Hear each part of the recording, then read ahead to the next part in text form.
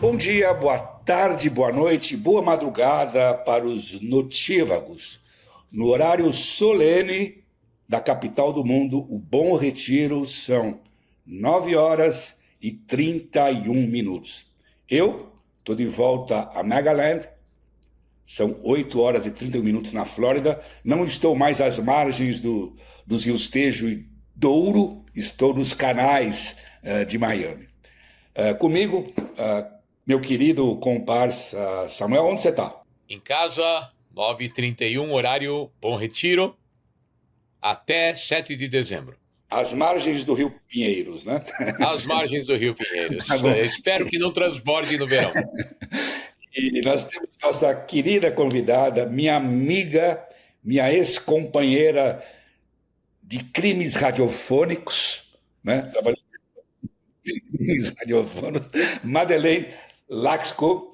Eu não vou te chamar vou te chamar de Madeleine, sem diminutivo, porque eu acho teu nome bonito. Então, vou chamar por inteiro, sem diminutivos. Jornalista. E lembra um doce francês muito Claro, gostoso. evidente, tudo é doce. Ela não é tão doce assim, mas ela é jornalista, escritora e youtuber, que nem você, Samuel. Você já era jornalista, escritora, agora nós somos youtubers, né? Coisa chique. Pobre de mim. Então, bem-vinda, minha querida Madeleine. Tuas primeiras palavras, onde você está? Bom, primeiramente, muito obrigada pelo convite. Eu estou na minha casa, em Cotia. Aqui em Cotia, no meio do mato, entendeu? No Jardim Sabiá. É uma delícia aqui, uma delícia. Você recomenda para os urbanoides, tá legal, tá legal. Não, os urbanoides fiquem para lá, entendeu? Querem fazer agora um metrô que vem para cá. Tô pé da vida. Eu vim para cá justamente para os urbanoides não chegarem, para a pessoa não vir, para a família não vir. E aí eles querem fazer um metrô para facilitar. Eu tô doida da vida com isso. A invasão dos bárbaros é o contrário, né? Quando eles vão para cima, eles vão para o campo e não vão para Roma, né? Então, tá legal. Escuta, vamos trabalhar esse small talk, meu cara. Esse cara não conversa de papo furado, né? Vamos começar a conversar de coisa séria. Por que nós trouxemos aqui? Porque você tem coisa sempre out of the box, fora da caixinha, para conversar, obviamente dentro do nosso universo, judaísmo, antissemitismo, Israel, Oriente Médio. Então, um pouco nesse contexto, para a conversa não ficar completamente caótica, mas tudo bem. E a primeira pergunta é a seguinte: você tem o seu programa no Antagonista, Narrativas, em que você vai desmontando narrativas da esquerda e da direita. Então, minha primeira pergunta, eu queria que você desmontasse as narrativas da esquerda e da direita sobre Israel. Olha, tanto a esquerda quanto a direita falam de uma Israel imaginária, não falam do país.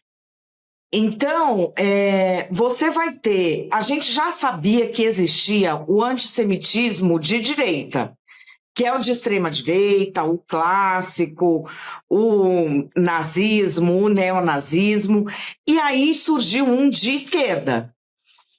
E eu escrevi um livro que eu editei em fevereiro ele foi publicado em fevereiro de 23, em que eu falava que surgiria o antissemitismo de esquerda, porque é o imaginário da esquerda identitária sobre Israel. E o imaginário da esquerda identitária é o quê? Israel é o colonizador branco. Eu sei que para quem é de Israel e para quem é judeu e para quem visitou Israel, isso não faz sentido nenhum, porque não há nenhum ponto de contato entre essa teoria e a realidade. Mas essas pessoas vivem nessa ilusão.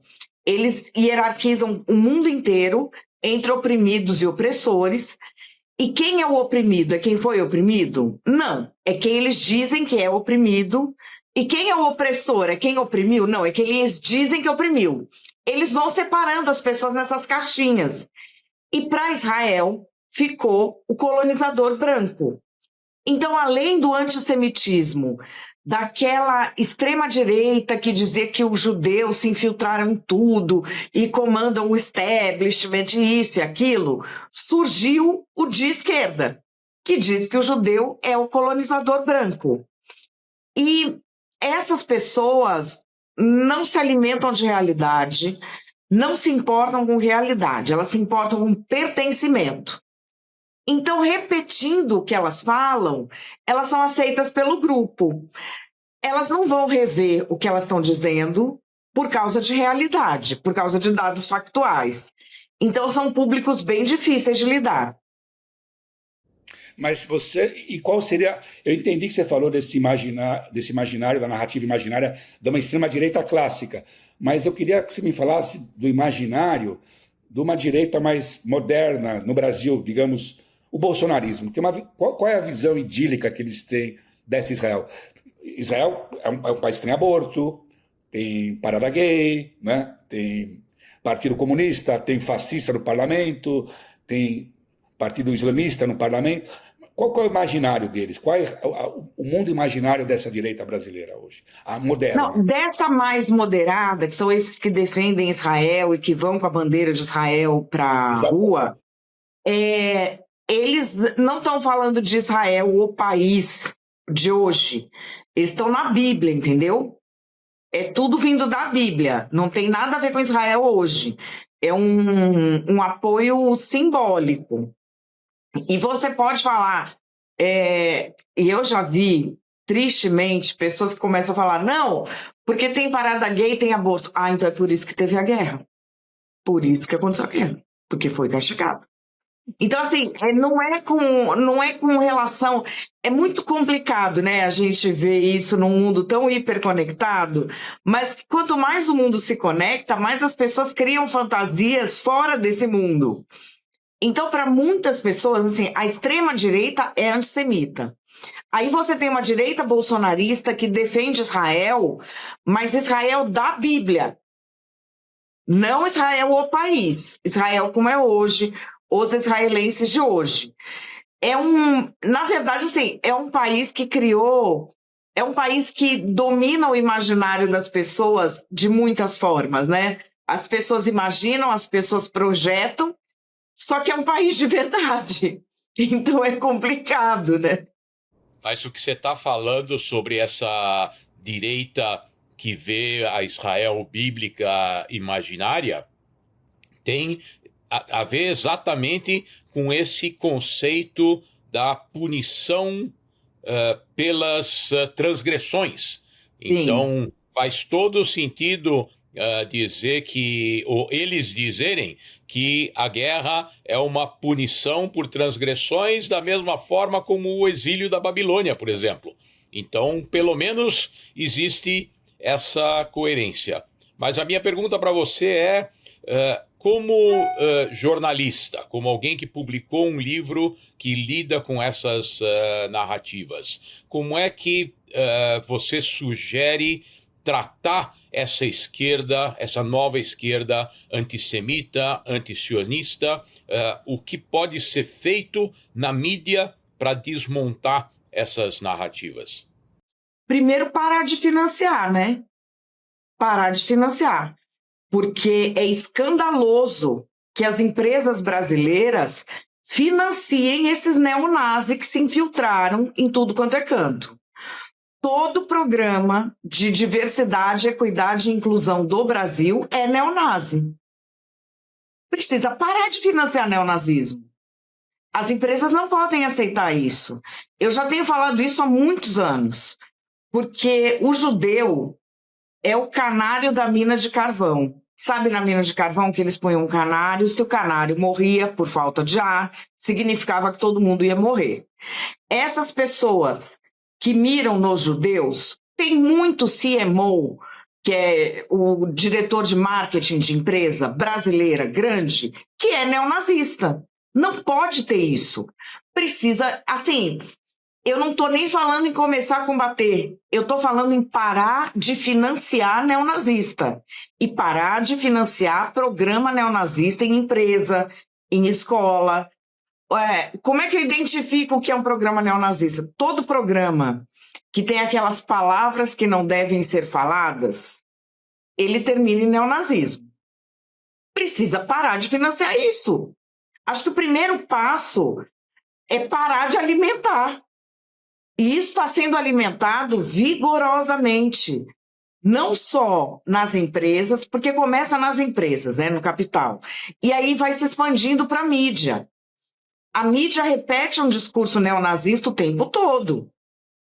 Tudo que você lançar de propaganda de coisas que aconteceram em Israel, as pessoas acreditam.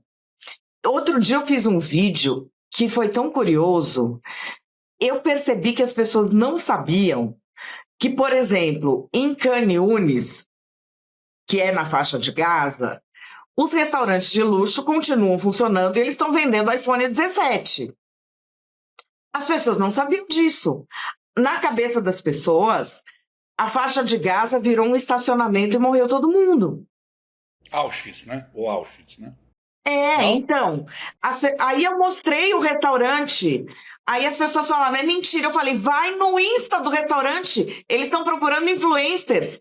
Tem vários restaurantes lá que estão abrindo, que estão se renovando, mercados e tudo. A realidade... mas então você está falando que não destruiu nada? Não estou falando. Estou dizendo que a realidade é complexa. Que tem lugares que foram destruídos, sim, e que tem outros que continuam funcionando. E que Gaza não é uma cidade, Gaza tem várias cidades. As pessoas sequer sabem o que acontece. Mas como? Se você repetir uma narrativa neonazista, você será financeiramente recompensado? Eles repetem.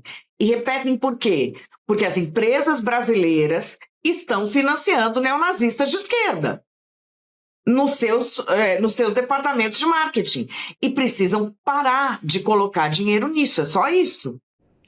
Madeleine, como você explica esse desse caminho? Por exemplo, se a gente pegar um corte histórico, Guerra de 67, quando a esquerda mundial, que também tinha uma visão imaginária de Israel, né? Aquela comuna, o kibbutz, né? Ela abandona Israel. Israel passa a ser um títere do imperialismo americano, um pouco. A Guerra de 56 já tinha acontecido um pouco, quando Israel se aliou a britânicos e franceses na Guerra de Suez, etc, etc. Mas como você explica esse descaminho de uma posição, digamos, ideológica anti-Israel para anti-sionismo, para antissemitismo? Como isso acontece? E todo mundo saiu do armário e depois de outubro, de 7 de outubro? Como você explica isso? Rede social. Porque você tem uma propaganda muito forte vinda desses proxies do Irã. Eles fazem uma propaganda muito forte de redes sociais. Eles têm agentes de propaganda no mundo inteiro. Aqui no Brasil você tem vários agentes de propaganda desse pessoal propagando isso, se infiltrando nas universidades. São importantes em órgãos de comunicação. Um órgão de comunicação onde eu trabalhei, o UOL, abriga o site de um dos mais notórios neonazistas do Brasil, que se diz judeu. E que vocês sabem de quem eu estou falando. Vou dar um nome. Então, como isso vai sendo aceito, é porque, com as redes sociais, a partir de um corte de 2010, você começa a ter uma transferência de movimentos sociais para as redes. Isso quer dizer o quê? Que a pessoa, para ser um militante, ela não precisa mais ser militante. Ela não precisa mais ter o ônus. Ela terá só o bônus. Não precisa saber lavar um prato. É ir lá na internet e colocar hashtag. E esses movimentos precisam dividir o mundo entre oprimidos e opressores. E eles foram esquadrinhando o mundo assim. E botaram o judeu no opressor. E por que botam o judeu no polo opressor? Porque para esse universo, o maior valor da sua vida é você se fazer de vítima. Você se vitimizar, mesmo que não tenha acontecido nada com você. Então, você bancar a vítima é um valor muito grande. Você bancar o ofendido é um valor muito grande. E na cultura judaica isso não entra. O judeu não se faz de vítima nem quando é vítima. Então eles não gostam. É isso. Eles precisam de pessoas que vejam se vitimizar como um grande valor da vida. E na cultura judaica isso não tem encaixe. Não encaixa. O judeu podia ser o maior oprimido da história, mas o judeu não vai aceitar a pecha de vítima. Ele vai dar a volta por cima. Então, para essa turma, o judeu não interessa. Ninguém que não se vitimiza interessa. Agora, quando nós vemos o palestino apresentado como a vítima, existe uma abordagem que diz que o palestino só conseguiu o protagonismo que ele conseguiu porque o seu inimigo é o judeu, é o Estado de Israel. Que se o inimigo dele fosse qualquer outro grupo na humanidade, ele não teria conseguido o protagonismo que conseguiu. Você concorda com essa alegação? Concordo.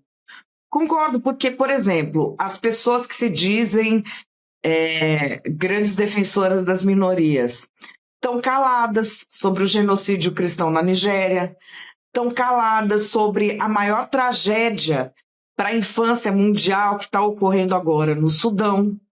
Estão caladas. O que eles querem, na verdade, como é um movimento importado da contracultura norte-americana, né? Então o negócio é falar mal dos Estados Unidos. Como os Estados Unidos apoiam Israel, então tem que falar mal de Israel. E é Essa isso. semana está um pouco mais suave, né? O Trump e o Lula são amiguinhos, pelo menos por algumas horas, alguns dias, né? Então, desculpa. E é uma coisa, Caio, que eu tenho falado muito, que o emocionado na política, o cara que é emocionado na política, ele não entende nada de política e nem gosta, porque política é uma coisa chata, né? Então, assim, desde o começo o pessoal, não, porque o Trump e o Lula... Eu falei, gente, eles vão se acertar. Eles vão se acertar. Os dois são populistas, os dois sabem que cada um fazia o discurso contra o outro, não era para o outro, era para o próprio público nacional, só isso. E são dois países que têm uma história. E são os dois maiores países do continente. Não tem como ficar brigado. E as pessoas embarcam nesse barulho, né?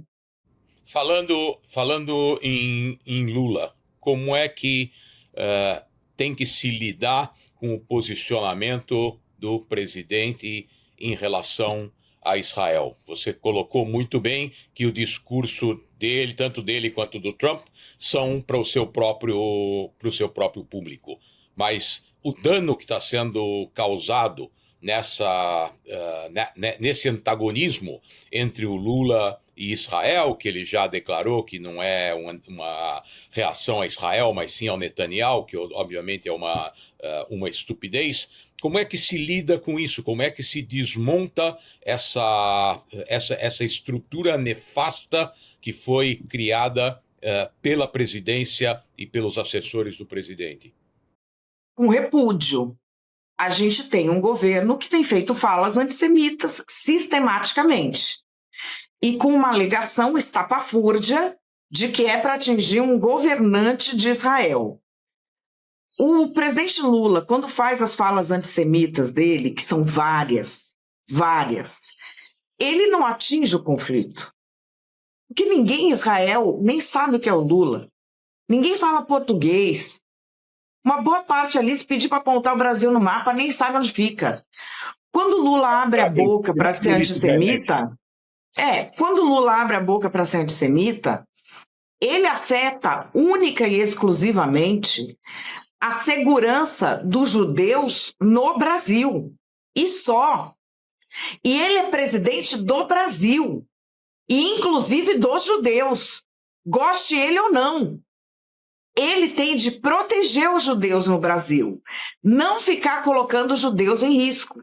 As falas dele merecem absoluto repúdio porque o Brasil é uma pátria conhecida por abrigar em paz povos que estavam em conflito no exterior. Nunca importamos conflitos. Nós não importamos conflitos. Aqui, judeus, árabes, italianos, húngaros, japoneses, persas, viveram todos sempre em paz. Sempre em paz. mesmo quando havia conflito no exterior. E o que o presidente Lula está fazendo, a revelia da nossa tradição diplomática, é importar conflitos. E isso merece o absoluto repúdio de toda a sociedade brasileira. O Brasil nunca importou conflito, o Brasil sempre pacificou. E ele está importando. Eu acho um pouco contraditório o que você está falando, o que você falou antes sobre Lula e Trump. Existe um país tem conflitos, tem interesses, eles se aproximam, se distanciam, mas você está colocando, digamos, o conflito entre o Trump e o Lula como uma coisa que tem um caráter, às vezes, até fugaz. Enquanto você está tratando isso, esse antissemitismo do governo Lula, como algo enraizado, como algo mais grave. Sim. Então, isso é preocupante. Isso que sabe, eu considero... Não, o antissemitismo é algo que faz parte do DNA da esquerda identitária. É o DNA. Ele pode fazer as pazes com Lula, mas eles não vão aceitar judeus. As pazes com o Trump, você disse. O Lula vai fazer com o Trump. O Lula pode fazer as pazes com o Trump, mas não vai aceitar judeus. E isso é uma coisa nova dessa esquerda identitária. Porque as pessoas que tiveram... As minhas fontes, por exemplo, em Israel, que tiveram contato com o Lula no primeiro e no segundo governo, relatam uma postura muito diferente da postura que foi vista agora. Quando teve o 7 de outubro, havia tanto vítimas quanto reféns brasileiros. E o presidente Lula teve reunião com o Fórum dos Reféns. E, num primeiro momento, foi uma reunião até com um olhar humano, uma abordagem de empatia e etc. Mas aí ele entra no barulho da esquerda identitária, e a esquerda identitária, ela é fundamentalmente antissemita, ela é neonazista. É isso. Então, assim, eu tenho muitos amigos judeus que são progressistas e que ouvem esse papo de inclusão, de diversidade, falam, não, mas temos que ceder e papapá. Quando a pessoa está falando hoje em dia no Brasil em inclusão, em gênero, ela não está falando nem de inclusão, nem de incluir pessoas e nem de minorias.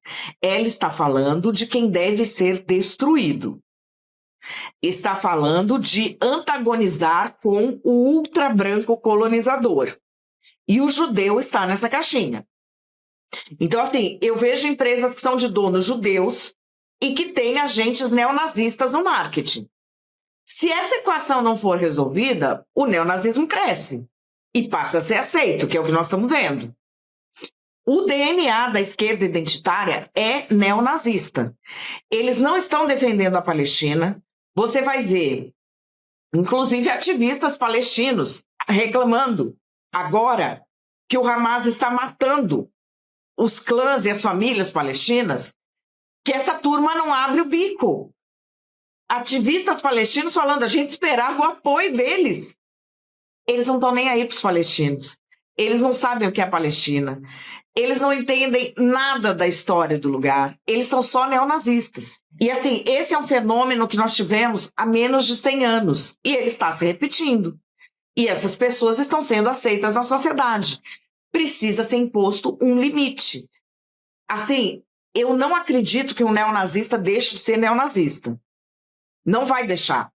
Mas ele precisa saber que ele não pode exercer o seu neonazismo. Ele precisa guardar o gênio dentro da garrafa. E essa linha precisa ser muito bem delimitada e não está sendo. Mas isso passa, Madeleine, não só pela limitação financeira que você está propondo, que eventualmente é alguma coisa muito difícil de impor às empresas, mas talvez por uma maior judicialização desses casos, não? Quanto o sistema judiciário teria que se envolver para evitar que isso se dissemine? Na verdade, infelizmente, né? Infelizmente, tem de se apelar ao sistema judiciário. Isso já é feito pela CONIB bastante e, infelizmente, precisa ser feito. Infelizmente, precisa ser feito. Eu acho bom que as pessoas tenham, vamos dizer, rasgado a fantasia para que se possa ver quem é quem. Se possa ver quem é quem. Mas as consequências precisam chegar. a gente está vendo as pessoas sem a menor vergonha de ser neonazistas. E quem percebe isso com medo de nomear. A gente fica falando que é só antissemita. Eles não são só antissemitas, eles são neonazistas. Eles querem sim exterminar os judeus. Eles vocalizam isso. E o mundo ficou tão louco no ponto do discurso que a maioria das pessoas tem medo de dizer que eles são o que são, neonazistas. Porque a gente associa o neonazista àquela coisa de extrema-direita, carecas do ABC, lembra da história? Mas esses novos, perfumadinhos, que falam bonito, que fingem que querem incluir as pessoas, eles são neonazistas igual. São só um neonazismo gourmet, né? Madeleine, eu queria ir para o teu DNA. Para quem não sabe, você já mencionou vagamente agora, você é neta de húngaro, certo? Isso. Não, você não é judia, neta de húngaro. Não. E é um país, assim, a história dos judeus com a Hungria é muito importante. Foi uma comunidade de 800 mil judeus na Hungria em 41. Sobreviveram 200 mil ao Holocausto. Ela renasceu a comunidade. O teu avô talvez até não é conterrâneo, mas um outro húngaro muito ilustre que a gente preza muito é o Herzl, é de Budapeste. O Soros é húngaro, sabe? Tem muitos judeus importantes. Eu vi agora uma lista dos 12 húngaros que ganharam o Nobel, 7 eram judeus. O meu ponto é o seguinte, a Hungria tem uma relação hoje com um governo muito controverso, muito complicado, o Orbán tem relações ótimas com o Trump, relações ótimas com o Putin, relações ótimas com a família Bolsonaro, ele tem ótimas relações com o Netanyahu, tá? E é um país onde o antissemitismo está enraizado.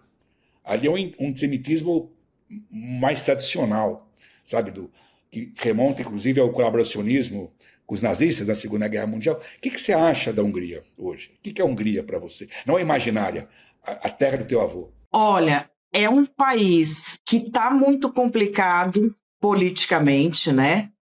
Inclusive com cerceamento de direitos. É o país que mais teve vítimas em Auschwitz, e é uma chaga. É um país que já sofreu na mão do nazismo e que já sofreu na mão do comunismo. O meu avô, felizmente, a nossa família está fazendo 100 anos no Brasil esse ano. Meu avô chegou em 1925. Porque a mãe dele, antes de tudo isso, pegou o filho caçula e mandou embora no primeiro navio. Mas tem famílias de amigos meus, como o Istvan Wessel. A família do Wessel padeceu sob o nazismo e sob o comunismo. Então, assim, é um país que você tem retrocesso de direitos, mas um outro amigo meu da comunidade húngara, o Richard Miskolci, que é professor de sociologia, um grande sociólogo, ele estava dando aula lá em Budapeste, ele falou para mim que é muito curioso, porque o espírito húngaro, ele é impetuoso. O húngaro, você tem um governo lá e você tem um governo aqui, é diferente o efeito no povo, porque o húngaro é sempre rebelde. Ele não aceita. Então, por exemplo, foi proibida a parada gay. Aqui no Brasil, qualquer coisa que a polícia bate ou que o fulano foi preso, nossa, é o fim do mundo. Ninguém mais pode fazer isso. E não sei o quê. O meu pai me ensinava que quando você vai numa passeata, o seu objetivo é apanhar da polícia. Porque se você não irritar o poder, é melhor você ficar em casa vendo um filme. Para que você vai na passeata? Isso eu aprendi com meu pai, isso é cultura húngara. Você vai lá para confrontar, para afrontar, para irritar. Aqui não, você irritou a polícia, acabou a passeata. É um povo diferente. A parada gay proibida. E o Richard falou para mim que ele estava lá só esperando o que ia acontecer. Eles estavam lá no lugar que ia ter a parada gay. Ele foi justamente para ver. Foi todo mundo. 2 minutos antes da parada, se organizou a parada. Quando chegou a polícia, eles dispersaram e fizeram a parada e tinha as fotos. Então, assim, você é um país que tem um governo complicado, mas que no momento para os judeus tem sido um governo bom. Essa é a contradição. Só que é um país de uma história bastante complexa e de um povo que tem crenças firmes e que você não consegue oprimir esse povo se não for com guerra. Já que no Brasil é diferente. Se você não fizer parte da patota, você já oprime. A pessoa, por ficar fora do que é legal, ela você já consegue dominar. Então, são culturas diferentes. Até para mim, é às vezes um pouco complexo, porque a cultura do húngaro é de enfrentamento, de falar as coisas. E o brasileiro precisa muito de elogio, é muito sensível. Se uma coisa não tá boa, você tem que falar primeiro o que tá bom para depois dizer o que não tá. Então, assim, é muito diferente, né? Última pergunta tua ou você... Vamos para os conformes, Samuel? Vamos dar prêmios, vamos ver que prêmio Madeleine, nossa amiga traz para nós. É isso aí.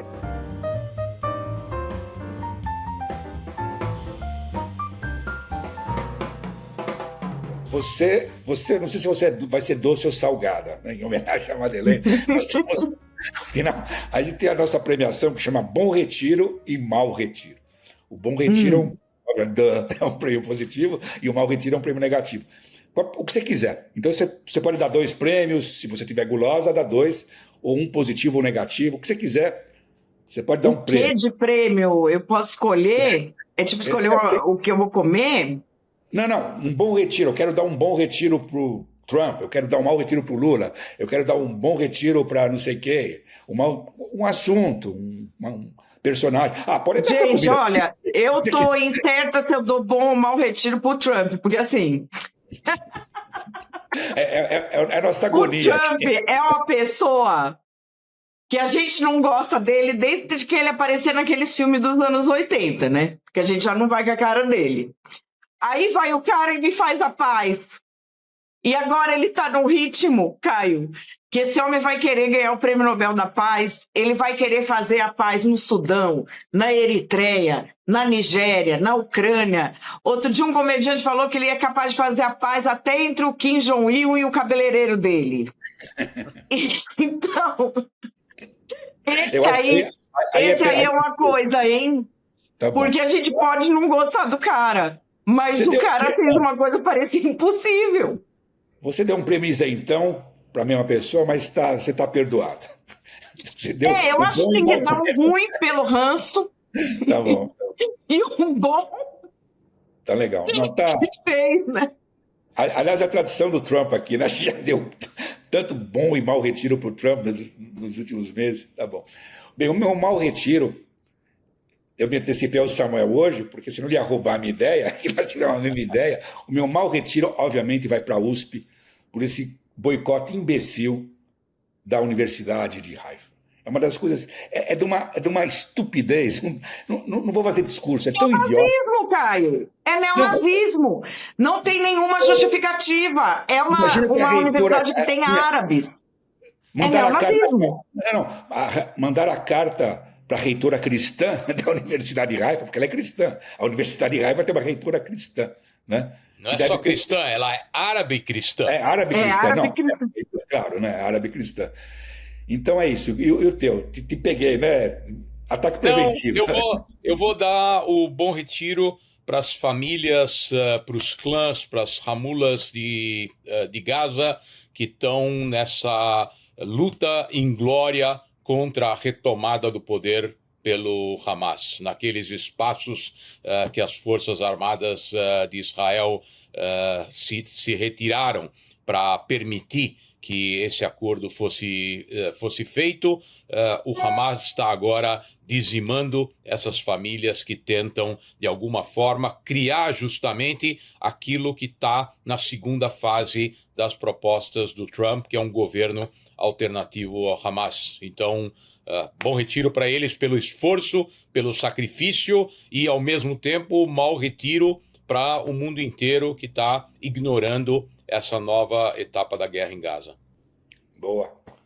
E uma dica, você ainda não falou de dicas, mas eu vou dar uma dica. O que a Madeleine falou sobre as manifestações, sobre o engajamento nas manifestações, eu lembrei da década de 1960, quando se ia para as manifestações aqui com bolinhas de gude nos bolsos, porque se tem polícia montada ou cavalaria tentando impedir os manifestantes de se manifestar, quando a cavalaria avança, bolinhas de gude espalhadas no chão, realmente dá dó a forma como os cavalos têm que sofrer com isso, mas resolve o problema. Me lembro dos cavalos do Coronel Erasmo Dias. Exato. Isso era nos anos 70. Eu não sou tão velho assim. Eu fiz passeata nos anos 70, não nos anos 60. Você também não. Minha dica é muito mais plácida do que a sua, né? Eu sou um turista deslumbrado com Portugal. Essa viagem, fiquei 2 semanas lá. E eu fiz a coisa eu adorei as livrarias do Porto. Fui na Lelo e na Bertrand. Então, as dicas minhas são de turista, né? Eu podia dar dica de comida do Porto, mas vou estar dando as dicas das livrarias do Porto, que são realmente lindas, né? São realmente maravilhosas. Bem, Madeleine, foi um doce para nós. Obrigado por ter tido você com a gente.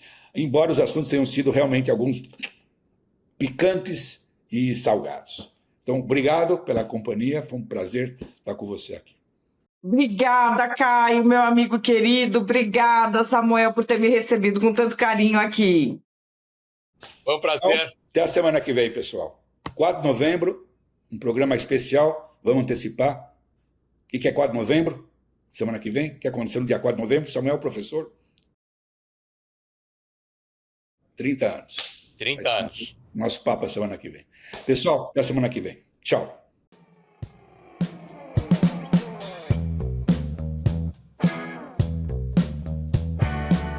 O podcast Levante é uma produção da Stand With Us Brasil. Captação e edição, Rafael Burdman.